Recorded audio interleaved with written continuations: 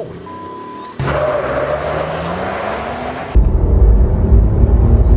As of me filming this video, it is early August, and the product to my left, as of today, hasn't even been released to the public yet. Now, by the time you're watching this video, it will have been released and available online for purchase.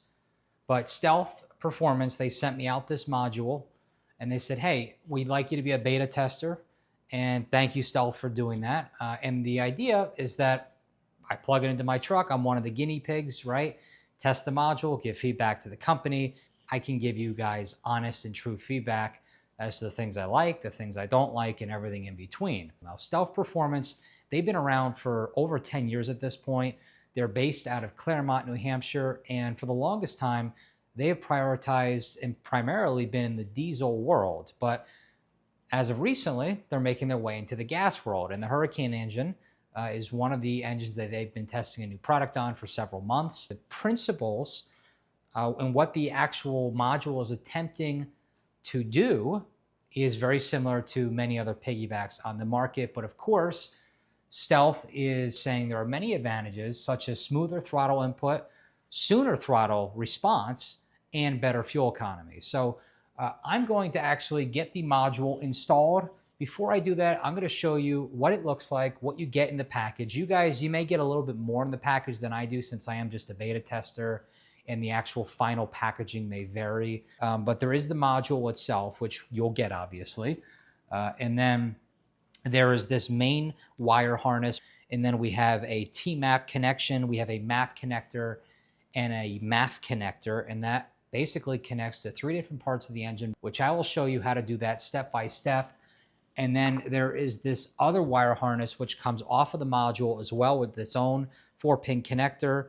And unlike the JB4, which has app support and different maps, this is just basically a dial that will sit in the engine bay, and it allows you to twist for different settings. I'm feeling 4 different settings at the moment. Maybe this is off 1, 2, and 3, the highest setting, I'm assuming. But that will sit in the engine bay. And I guess you could maybe also run this into the cab area as well. And so let me get some close-up footage. I'll show you guys these wire harnesses closer. We'll install it in the engine bay, and then I'm going to start driving with it and see if I like it. Well, firstly, if you are a design guy or gal, you can probably appreciate the design of this module. It looks really cool. I'm not sure it's the most efficient or best use of space and real estate in the engine bay, but nonetheless, it looks cool that this is a 3-row connector, and you can see that's because this plugs in here, and it's going to go just like that and actually connect to the module itself. So now let's undo this. Like I said, I have not even really looked at any of this yet, so we're doing it together for the first time. Set this aside. This is the main wire harness. So if I'm looking at this just from a logical standpoint, we can now conclude that this main connector goes in here, and then we have 2 harnesses that are coming off of it. This is switch. So my guess is that switch is this right here, and that looks like 4 and 4. So this would essentially plug in like that. And this is our actual dial where we control those different settings like that. And then this cab extension, I am not sure what that is. Let me put that aside for now. Generally, guys, sometimes I just don't know things. Like, I don't want to lie and be like, oh, that's this, and it's actually something else. But if I figure it out along the process of this video, I'll let you guys know. And you can see that the harness eventually splits into 3 different directions. If you have familiarity with JB4, this is going to look extremely familiar, right? So you have T-MAP, you have MAF, and then you have MAP. These are the 3 connection points on the engine bay's existing wiring harness that you're going to plug these in. Now you're probably saying to yourself, well, why is there 2? Well, the idea is that this module is the liaison. It's the interceptor. It's intercepting signals. And so the idea is that this connects into the existing connector, right? That comes out. So the existing connector comes out and plugs into this female end, and then the male end connects into the existing port where that male end was originally connected on the vehicle's engine harness, and that's going to happen for all three of these. And the idea is that the module and the wire harness itself will intercept those signals, and essentially, I hate using this word because it sounds terrible, but it will trick the vehicle into thinking that it's in essence underperforming, and that's how you basically get these results that these modules or piggyback type modules deliver without actually having to rewrite code on the ECM. So let's actually take all this, pop open the engine bay, and get it installed. Before we actually get to plugging the harness in, please listen to this very important step. After you have the truck off and the engine bay open, you're going to want to shut all the doors on the truck and take your key fob and locate it a good amount of distance away from the truck. Now, if you're like me and you're in your garage and your second key fob, your spare key, is right on the other side of the door, just for good measure, take both keys and locate them, again, a good distance away from the truck, perhaps the other side of the house. Just, you don't want to have it close enough to the truck where it could pick up a close by signal. And the idea is you want to wait a few minutes and let the truck's ECU go to sleep. Only then do you want to begin plugging and unplugging things. And this is very important because if you don't do this, there is the potential that you could unplug and replug in everything you need to do, get in the truck, and then you have a check engine light, which at that point you would need to reset. So save yourself the trouble and the hassle, do that first step, and then you'll be good to proceed. All right, so we have the Hurricane engine bay. The first thing I'm going to do is take off this engine cover here, and it's actually held in by a 13mm bolt in the back, which is right here. And lift this up so you guys can actually see what I'm doing. It's not on very tight, which is good. And we will loosen this. One of these right here. Looks like that. Lift up the cover itself. We now have clear access to our three connectors. First is our MAF connector, which is sitting on top of the airbox, as they normally do. That is the easiest connector to get to. The next one is our MAP connector, which sits right there, right in front of what looks to be, charge pipes, which is right there. And then the third one, which is the most difficult to access, is going to be right under the airbox. It's that connector right there, right? So just to zoom out, this is our airbox right here. And I'm zooming in, and that is our T-map. All right, so I have my main wire harness right here. I'm going to take the 3-row plug and set that aside. Probably just going to run that along here for now. And let's do our T-map first. So we'll probably have our MAF going here. We'll have our map going there. And then T-map I'm going to run down because we're going to need it to go into here. I'm going to do my best to show you guys exactly what I'm doing. But this is the T-map right here. And this white tab, all we're going to do is push that up like that, right? And then I'm going to stick my hand in here.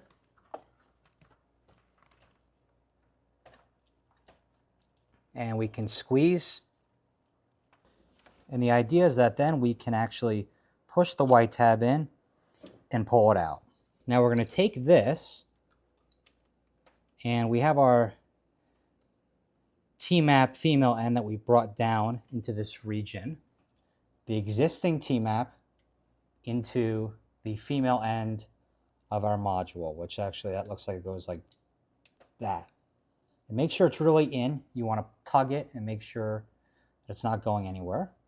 And then we'll take the male end from our module and plug it in just like that. Again, tug it, and then you can push the white tab back down on these so that they're not going anywhere. And this can just sort of be left to hang there. The next thing we're going to do is plug in our map sensor, and that's this connector right here.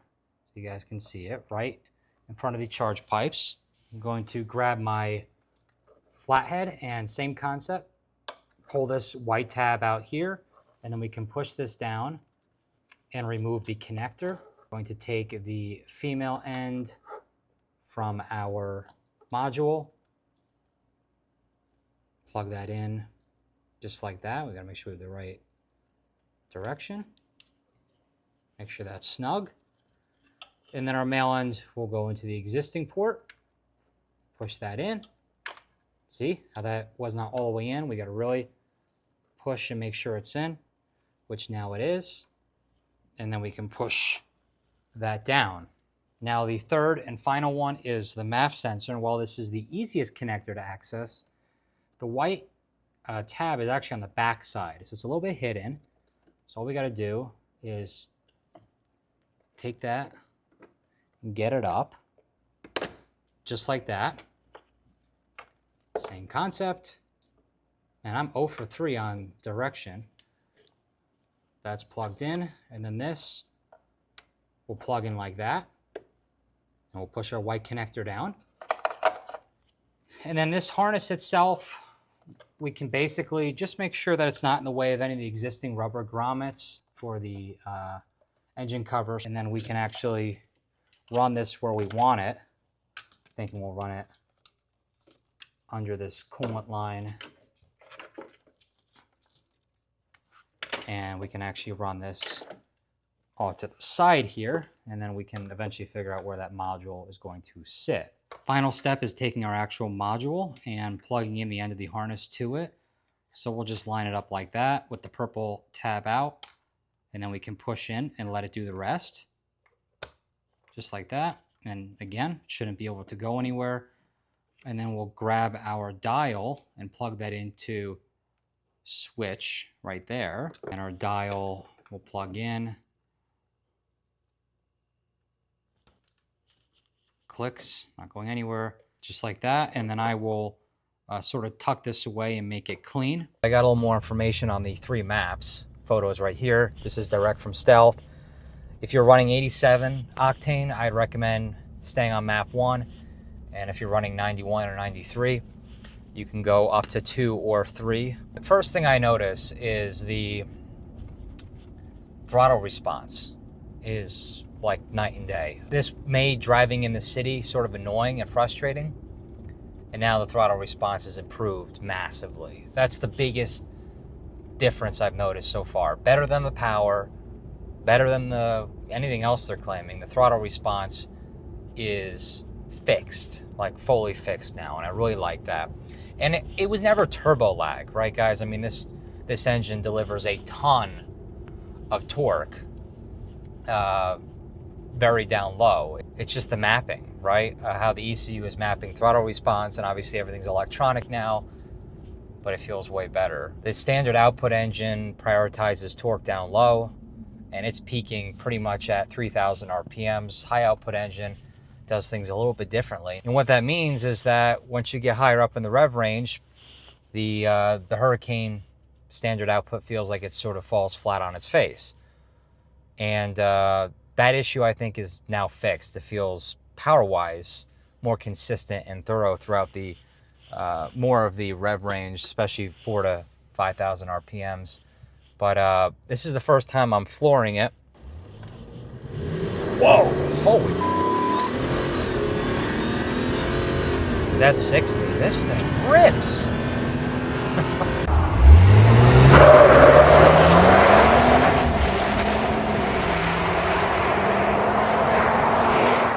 Wow.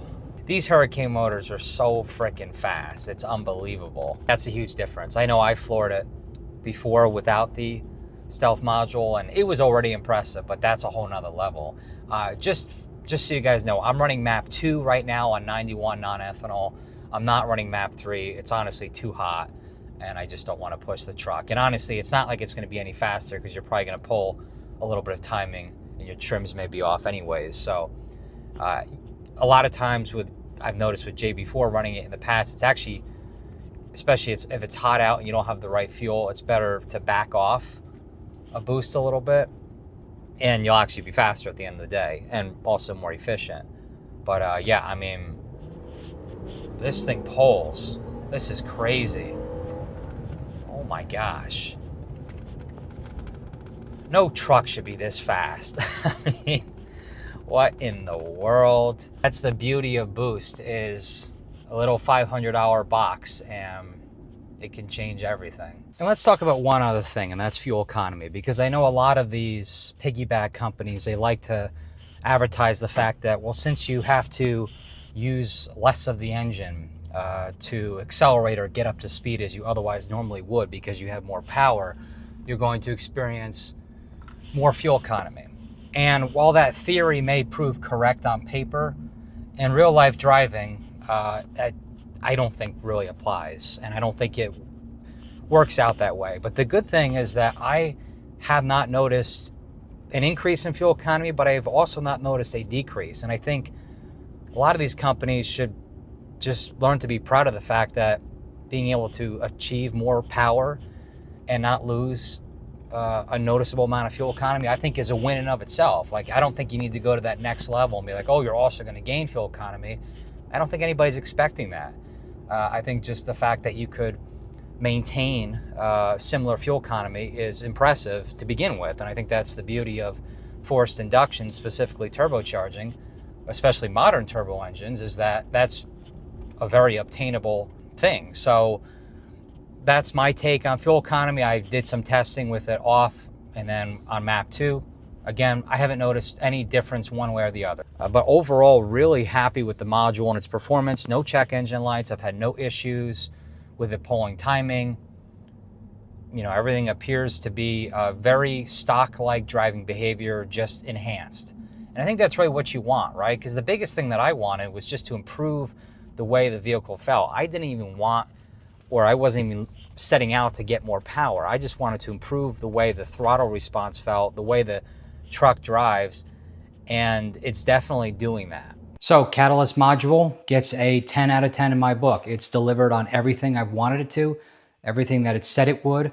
Over the past few weeks, we've had very hot temperatures, 105 degrees pretty much every single day. And if you really want to test a piggyback tuner, do it in hot weather because all the issues will show.